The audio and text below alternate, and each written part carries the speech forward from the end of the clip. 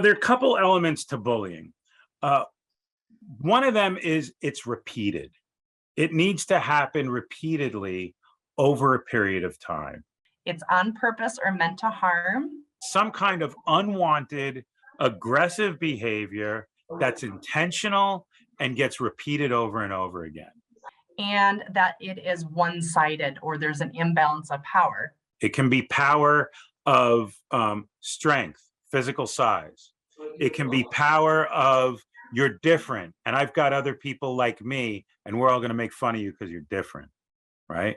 Or it could be they've got embarrassing information about the person, so they'll exercise power that way. So whatever it is, the specifics of it is, it's generally unwanted, typically aggressive, it's repeated over time, and you get into those power issues. Somebody's getting something out of it when they're engaging that behavior. So can the school do anything about it when a child's being bullied? Yes, quite a bit. As a matter of fact, we developed an anti-bullying handbook for students, for children, and we also have one for adults because unfortunately adults get bullied too. Both of those booklets have a number of strategies that people can use. So I'll just skip along the top real quick. But one of them is, first of all, train bystanders to help. It can be built into the IEP. The IEP allows for people to be trained, family members and school personnel. Well, why not build into the IEP that bystanders will be trained to step in and intervene and more or less defend and support the victim from this behavior? So really building allies and getting people who can help and incorporating them into that. I think we have a lot that we can do. So a huge part of it is preventative and empowering our kids. So we use a program called Stop, Walk, Talk as well, which is not very fancy. It's just teaching students that if other kids are being disrespectful to them, they can just say stop. And then we teach the entire school this, K through 5. And then we teach students, if you're told to stop, that means you need to stop, take a deep breath, count to 3, walk away, go on with your day. If they continue to bother you, call you names, more mean behavior, then you walk away. So that is repositioning yourself in the classroom, telling your teacher, hey, I'm trying to solve my problem. Can I go to the end of the line? And then if they continue to bother you, so now we're kind of getting to that, it's repeated, it's on purpose. That's when you tell a grown-up and you get a grown-up involved. There are extra strategies that can be given to students on their social skills. Built into the IEP, practice at home, maybe part of a social recreation program through the regional center. Or maybe through your self-determination program, you've determined the need for this kind of training. However you get it, the bottom line is, let's give kids the ability to be able to be like, really? You discovered I'm different than you? Wow. Like, not a big deal. Bottom line is we got to give kids tools, including comebacks, including how to ignore it, including how to realize, why am I letting them bug me when I really don't even like this person? Right? Sometimes the most difficult time are times when the person poses as a friend and yet they're bullying the person or doing things that ultimately are harmful to the person, and they're doing it through the guise of friendship. There are communication goals that one can have. So not only the social, that pragmatic aspect, but then there can also be goals for communication, right? To get over any communication difficulties so the student can verbally be able to take this on. And then additionally, so those are all things that you can do with your family, with your child. But then there are other strategies that you can do yourself as a parent, and that you can go to the school and ask them to do. So, I mean, we live in times of great division when sometimes kids feel bullied because people are talking about differences, either their differences or their family's differences. And, but kids kind of notice differences, right? So what's that line between noticing a difference and remarking on it and actually making someone feel uncomfortable? And how do we explain that to kids? And I think it all comes down to intent, which is a really tricky concept for kids to understand. But What was their intent of saying it? Was it they were curious? Because some kids, will ask, and some kids are comfortable being asked about their differences and some are not. And so giving them language to say, I'm not comfortable talking about that, and kind of being assertive. Or is it that they're truly trying, the intent is to make them cry or make them feel bad? So I think a lot of that goes to intent. And that's when, as a parent who hears that their child maybe has come home and said, I'm being bullied, I encourage you to first take a very deep breath. The mama bear in me wants to come out too when I hear it. So it's really easy to jump to conclusions and assume, especially if your child has special needs, because I think that, we think that they have a little bit more sensitive and that they don't have the skills to stand up for themselves, or that nobody else is standing up for them too. And to ask for more information. So who was it that said it? And, posing those questions. Was it that they were just curious? How did that make you feel? What did you say to them when they asked you this? And asking for more of those details before jumping to conclusions too. So I think it all comes down to intent, and trying to explain that to an elementary student, I think is tricky, but using examples with them, we didn't intend, I was just curious. I wanted to know, and I didn't mean to be rude. And yeah, you're right. Kids don't always know that filtering of when they observe something, they point it out, and it's not that they're trying to intend to hurt someone. So if a parent thinks that bullying's happening, what's the best course of action?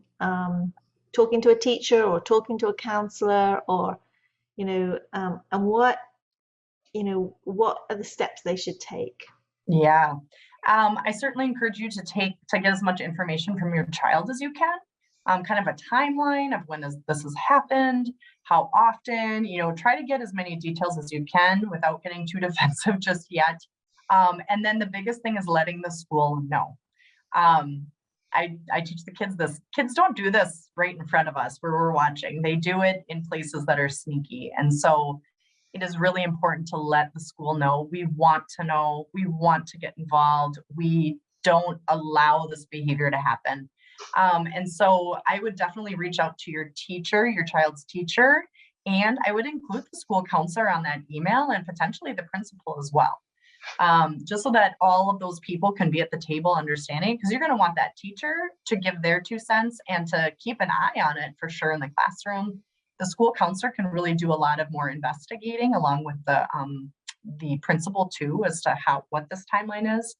And also, if it's something that's happened a few times, I'll even have really strong words with that individual who has been mean to that child, to just kind of tell them, hey, this is what it's starting to sound like, and I don't want that for you either, right? I don't want to label a child a bully either. So it's nice to catch it as soon as we hear it, so that we can do some more preventative measures and address it, so that it doesn't go on and become this, big thing where your child doesn't want to come to school now and all of this. So definitely reach out to your teacher, counselor, and principal. If you could send an email to those 3 all together. You can even ask for a meeting to come in and just to help us brainstorm, help us figure this out. We're able to interview all the kids, interview all the adults around, look at cameras. I mean, we've done a lot of investigating and making sure that kids feel safe at school. So, okay, so some strategies that parents can do is number one, believe your child. Please support your child and believe what they're telling you. I cannot imagine feeling any more insecure or unsafe if I went to my mom and dad and I said something and they said, really, Chris? You sure you didn't say something? You didn't do, how you, right? So be supportive, believe your child. Secondly, is, a lot of times people say, just ignore it. It'll go away. We know it ain't going to work. Right? I mean, if you ignore it, the thing is, all that person needs is one indicator that they're getting to you, that they've successfully pushed your button, and that's it, game over. And that could be just looking down and then just going, well, I'm not going to pay attention. That look down can communicate they felt bad, and woo-hoo-ha-ha, the bully's thinking to themselves, got him. They're ignoring me, but that's nonsense. They're dying. I can't wait to do more of this stuff, right? Or whatever bullies think. I don't know, I'm just making stuff up. So document stuff, create a paper trail, right? And almost anything we talk about, we always talk about creating evidence, documenting things so that it's not your word against someone else's word someday in the future, a year from now. Right. It's your written evidence against their word, right? And we know if it ain't written down, never happened, right? So let's make sure it's written down. And you can just do that any way you want, whether you keep a marble notebook at home. I still love my marble notebook. Or whether you keep it on your phone or something that you've got in the desk drawer next to your bed, whatever it is. Bottom line is, get that stuff written down, okay? Be ready to go up the chain of command until you get the answer you're looking for, right? Sadly, this is a tactic that many people have had to get used to over the years in their advocacy for their own children. And bottom line is, wonderful. Let's climb the chain of command until you can get to the thing that you need. And that might mean going to it might mean going to the principal. It might mean going to the superintendent, the director of special education. It may mean going to the Board of Education. But I think with all of the greater awareness that exists around bullying and emergency situations and children's safety, my hope is that your likelihood for success in making the change you need will increase every step up the ladder you go. There are a number of other strategies that we've outlined in our book. I don't want to bog down this interview too much, but there are a number of strategies you can use with the school. So highlighting some of those strategies are, number one, strategies to prevent bullying altogether, right? So go to the school, visit the school, help your kiddo get familiar with the school, right? Here we are, right now we're talking and we're in the beginning of October. Great time to go. It's still relatively early in the school year. Get to know people. Become familiar with the anti-bullying laws that California has. We have laws that state it's illegal to bully people online, in school, etc. Okay? Teach your child that, yeah, they do have a difference. Nobody's going to be more aware than your child, right? But that doesn't give anybody any right to get nasty or bad about it, right? It's not an excuse to be crappy to somebody. And so bottom line is teach them, okay, yeah, you're different, but at the same time, we're all different and blah, blah, blah, blah, blah. I think you might know how that conversation goes. I would say assist in friendship development. We all know how difficult it is for students with disabilities and the isolation that so many experience.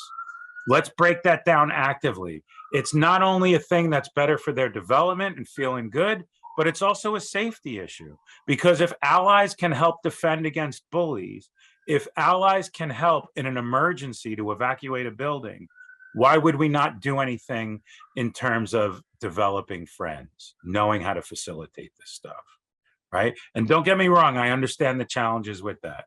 I totally understand. That's a field unto itself. I get it. And again, many other strategies that can be followed, but go into the school. So go into the school, number one, get familiar with the school anti-bullying laws. There's a lot of them. And many websites, many district websites have that information posted. And if not, go to CDE. If not, the California Department of Education. If not CDE, go to the Federal Department of Education. If not there, look in Arizona, look in Nevada. This stuff is going to be somewhere. So look for that.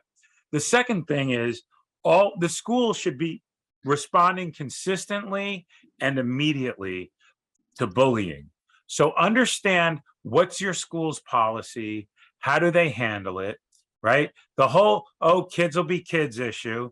I'm sorry, that's not acceptable, right? Sure, there are things kids do. Okay, we get that. But when we're talking about health and safety and about someone's self-esteem, those things are just not acceptable. I'm sorry, it's not okay to say kids are going to be kids.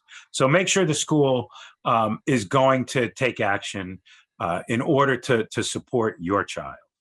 The other thing is I would enforce people, and one of our recommended strategies is not to force people, the two students say, to apologize, to make up, to somehow come together on this. Because there's a couple of reasons for this. Number one is sometimes students with disabilities, certainly not all the time, but sometimes students with disabilities may not understand socially what this whole thing is. What is this? Why am I being made to shake their hand? They're saying they're sorry. What are they sorry for? I don't even want to be around them. I hate that this person treats me horribly. Right? So working things out, I don't know that that's generally going to improve the situation. Okay. I mean, the bully really needs to meet with an adult to figure out how they can meaningfully show remorse. But just doing this, well, just shake hands and, be a good sport. I don't think that's always going to work. If a weapon is involved, get the police involved.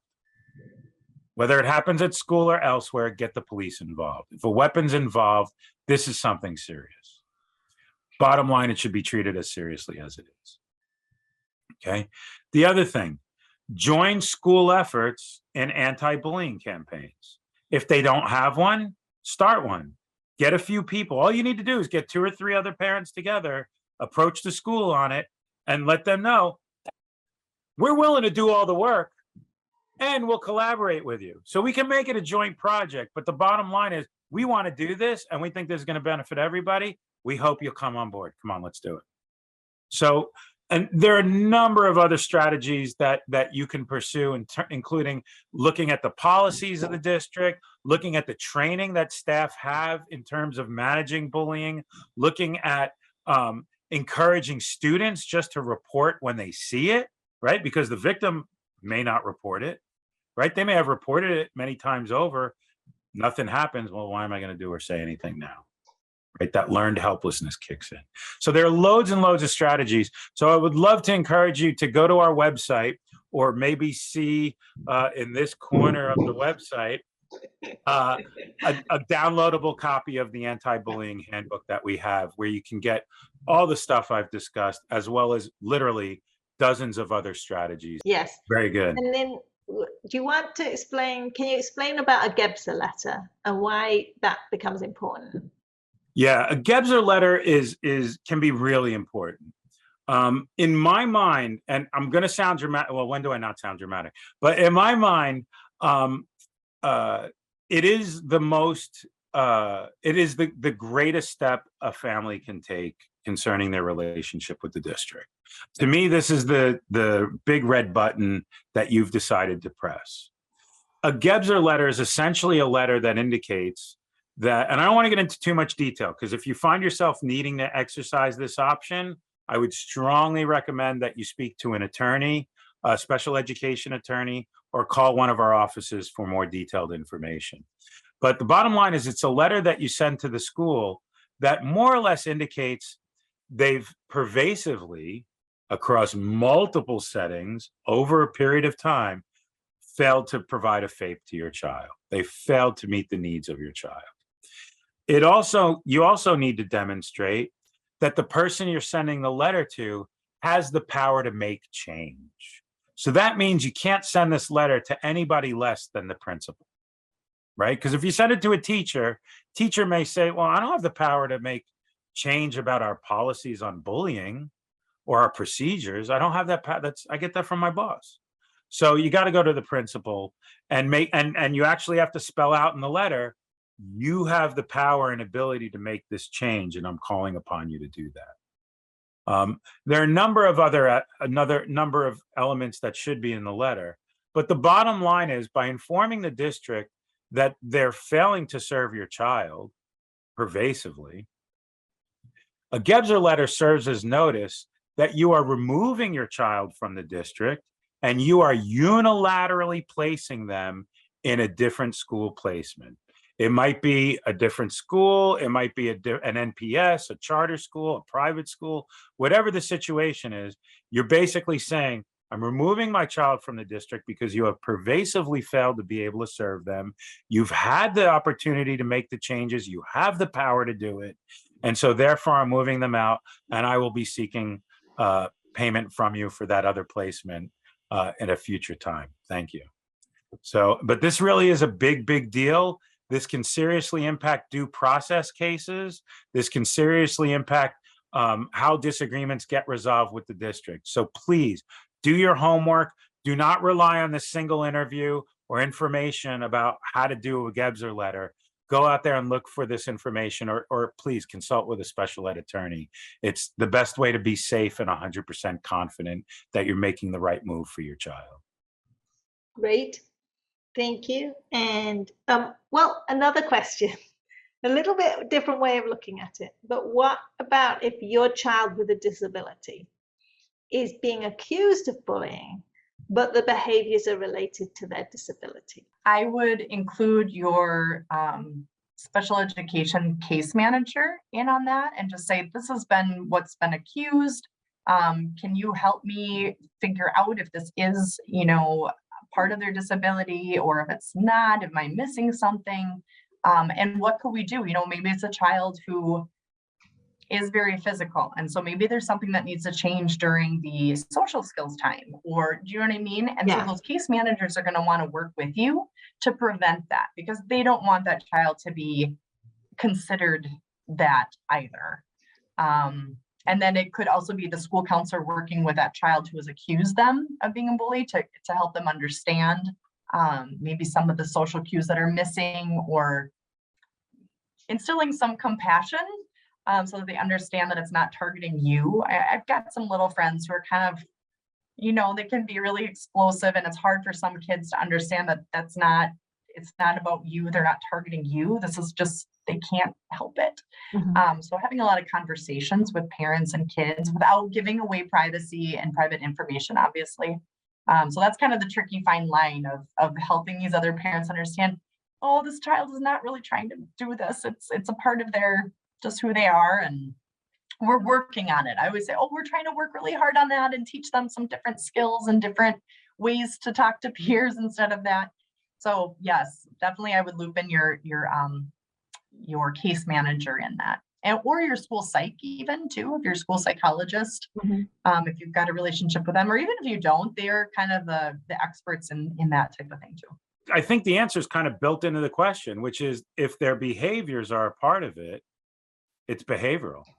And so what I would do is right away, I would be open about it. My child has now been accused of bullying. I would like for my child to be appropriately trained on social skills issues so that they do not engage in these behaviors. Because if they are picking on somebody, in the same way I would be just as concerned about my child being bullied, I'm equally concerned that my child is bullying people. And so I would put that in a behavior context, and then do the things that you would need to do to manage your child's behavior, which would mean ensure that appropriate assessments have been done, getting independent educational evaluations if those assessments are disagreed with, and ensuring that there are appropriate services and supports to help change your child's behavior over time. Additionally, I would look to supports outside of the school district to ensure that your child is taking as many opportunities as possible to learn. So whether that's going back to the regional center or going through self-determination, I would be looking for services to do that.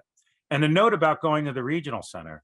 From 2002 until just last year, the regional center was forbidden from doing any kind of educational therapies or services that the school did. And I hope that everybody here knows that that's been repealed. That's gone, all gone, right? Just like the return of camping and social rec services, so too are regional centers able to serve people through educational services. Before 2010, and if I'm going on too long, let me know, Karen, but before 2010, if a family got an evaluation on speech therapy, for example, and for that speech therapy, it was recommended that they get 2 hours, their child gets 2 hours of speech therapy a week. Let's say the school would only offer 30 minutes of speech therapy a week for whatever reason. Before 2009, 2010, families would then go to the regional center and say, hey, look, got this evaluation that says 2 hours. School's giving me a half an hour.